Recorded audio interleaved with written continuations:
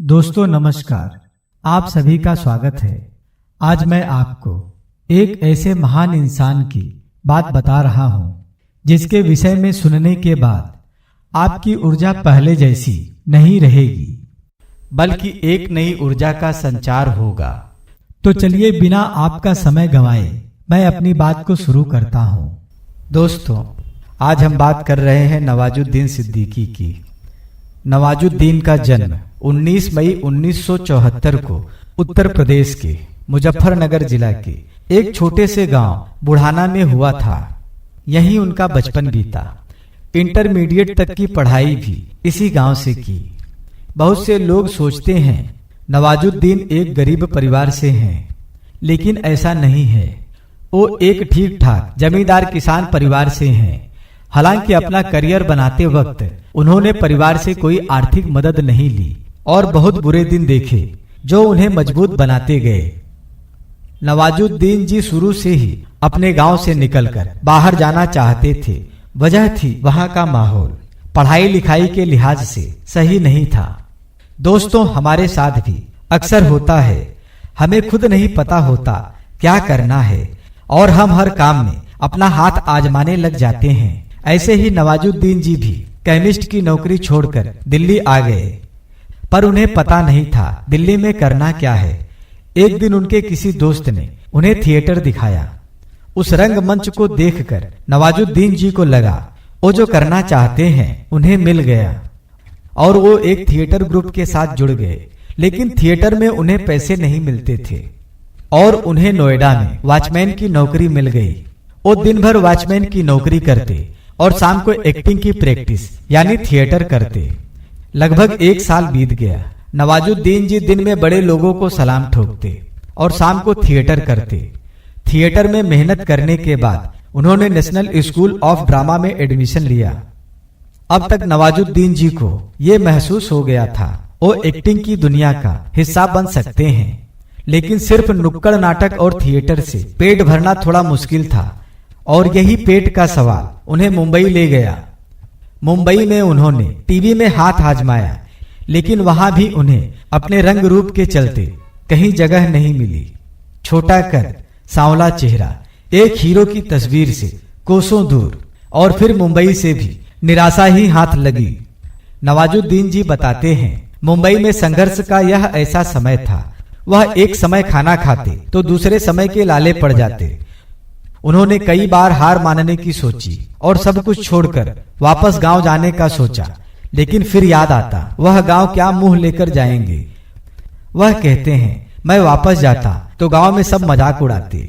बड़ा बन रहा था हीरो बनने गया था, वापस आ गया तो वापस गांव जाने का विचार मैंने छोड़ ही दिया था। मुझे कोई और काम आता भी नहीं था तो और कुछ कर भी नहीं सकते थे, लेकिन मैंने सोच लिया था अब मरना जीना मुंबई में ही होगा। कई साल बीत गए और अब नवाजुद्दीन जी को फिल्मों में एक एक सीन मिलने लगा और फिर पैसों के लिए कई फिल्मों में वो भीड़ का हिस्सा बनने लगे। इसके बाद नवाजुद्दीन जी को लगा जैसे किस्मत ने करवट ले ली हो। उन्हें 1999 में आमिर खान जी की सरफरोश में एक छोटा सा रोल मिला, लेकिन वो सरफरोश में कब आए और कब गए पता ही नहीं चला। उसके बाद मनोज बाजपेयी जी की सूल, राम गोपाल वर्मा जी की जंगल और संजय दत्त जी के साथ मुन्ना भाई MBBS जैसी बड़ी बड़ी फिल्मों में छोटे छोटे किरदार किए। 12 साल के लंबे संघर्ष के बाद आखिर नवाजुद्दीन जी की भी किस्मत का तारा चमका।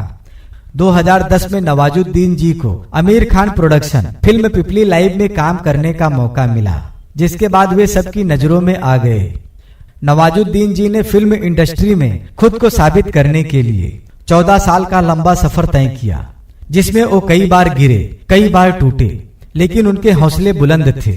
नवाजुद्दीन जी कामयाबी के एकदम करीब थे, लेकिन कामयाबी अभी तक सही मायनों में नहीं मिली थी। लेकिन उनकी मेहनत और उनका हौसला कभी नहीं टूटा और फिर उन्हें एक फिल्म मिली, gang of Wasseypur. Gangs of Wasseypur 1-2 में नवाजुद्दीन जी के अभिनय ने सबको लोहा मानने पर मजबूर कर दिया। इसके बाद नवाजुद्दीन जी के तलाश और पान सिंह तोमर जैसी फिल्मों ने बॉलीवुड में एकदम अलग किस्म के कलाकार के रूप में उनकी एक अलग पहचान बनाई। Film Manjhi the mountain man में नवाजुद्दीन जी के फैन को उनका एक अलग ही रूप देखने को मिला। नवाजुद्दीन जी अब तक दर्जनों फिल्म में काम कर चुके हैं। नवाजुद्दीन जी आज किसी पहचान के मोहताज नहीं हैं। नवाजुद्दीन जी को एक साथ 4 फिल्मों के लिए राष्ट्रीय पुरस्कार भी मिला। दोस्तों, सच कहें तो हमें ऐसी ही कहानियां आपको बताने में बड़ा अच्छा लगता है, क्योंकि इन कहानियों में हम खुद को ढूंढते हैं। उम्मीद है आप भी कहीं ना कहीं नवाजुद्दीन जी के संघर्ष को इस वीडियो के माध्यम से समझ पा रहे होंगे। यह जानकारी हमने समाचार पत्र तथा इंटरनेट के माध्यम से इकट्ठा की है तथा यह जानकारी केवल आपके अंदर एक नया उत्साह भरने के उद्देश्य से आपके समकक्ष रखा है। क्योंकि दोस्तों, संघर्ष के रास्ते में जब व्यक्ति का हौसला कमजोर पड़ने लगता है तो उस समय व्यक्ति को ऐसी जरूरत होती है जो कि व्यक्ति को एक बार फिर से उठकर खड़े होने की प्रेरणा दे। इसलिए हम आपको ऐसे ही सफल और महान लोगों के विषय में बताते हैं, जिसे आप अपने मुश्किल समय में अपनी ताकत बनाकर खुद को आगे बढ़ने के लिए प्रेरित कर सकें।